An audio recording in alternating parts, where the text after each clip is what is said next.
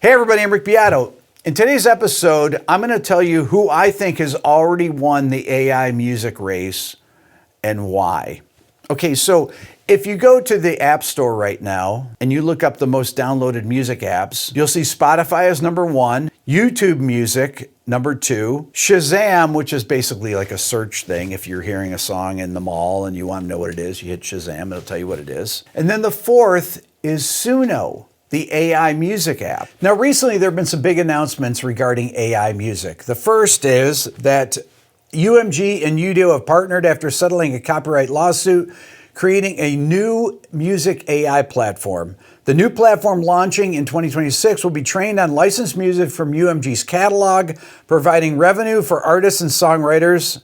It doesn't say anything about the label, because you know that most of the money will actually go to the label. The original Udio platform will be altered and the existing users will be transitioned to a new model, which will have different terms of service and features, such as the ability to create music in the style of participating UMG artists. And next, in the past week, there was an announcement that Warner Music Group has reached a deal with Suno to do roughly the same thing. If you want to compare the adoption of the two AI music platforms, all you need to do is go to the App Store and look at how many reviews they have. Suno, as you can see here, has 141,000 reviews versus Udio, which has a mere 1.2 thousand. That is a massive difference. So why is Suno being adopted more than Udio?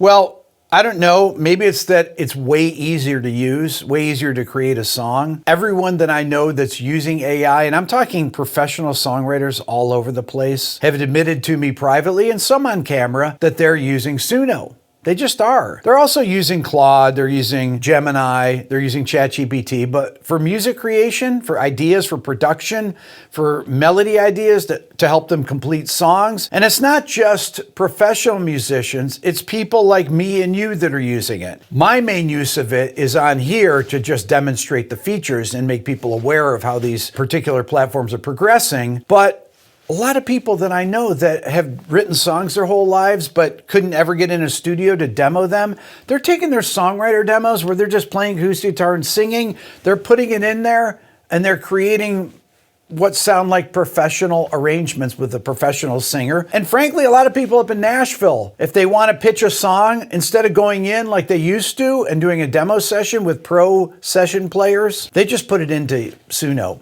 And they create that, and then they pitch their songs to actual real human artists. At the end of September, Suno unveiled a new feature called Hooks. What Hooks is, it's an AI music platform that lets users pair a short video clip with a Suno song to create and share music-focused content.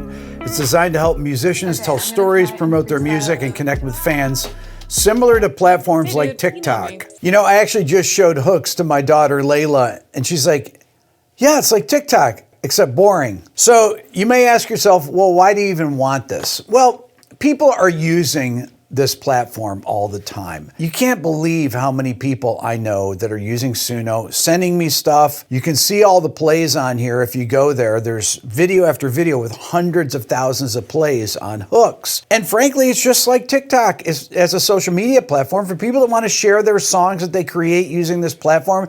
They're going to do it there. They're going to do it on Udio. They can do it legally. They're not going to be in fear of it being taken down off YouTube or off Spotify. It's all licensed. They can use the Drake AI. They can use the Ed Sheeran AI, the Bruno Mars AI. I'm sure they're going to have charts that eventually will go to Spotify once the things are actually licensed. They can play them on Spotify and they have the licensed AI things. I said this 2 years ago. There's going to be Drake and then Drake AI. There's going to be the Beatles and then the Beatles AI. This is going to be on Apple Music. It's going to be on Spotify. It's going to be everywhere. Jimi Hendrix AI.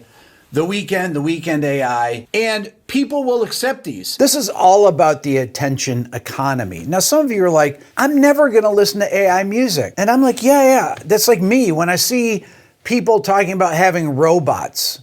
I'm not going to have a robot in my house. Who wants to have a robot? It's ridiculous, right? You get this thing that spies on you the whole time and can unalive you or let people know when you're not around. I mean, it's ridiculous, right? At least that's what I think. But there's plenty of people that think, oh, I'm going to have a robot. It's going to do all my stuff. It's going to take out the trash, do the dishes and everything. I mean, it's absurd to think about for me. Just like AI music, some people think is absurd, and other people are like, oh my God, this is the greatest thing that ever happened. I had someone, when I was in the UK, I think, or maybe in San Francisco, I can't remember, in one of the Q&As at one of my live shows, raised his hand, old guy, like actually older than me, probably in his 70s. He said, Rick, I want to thank you for introducing me to Suno a couple years ago because I'm a poet and I've written songs for my entire life, and here's a way that I could actually make them into music.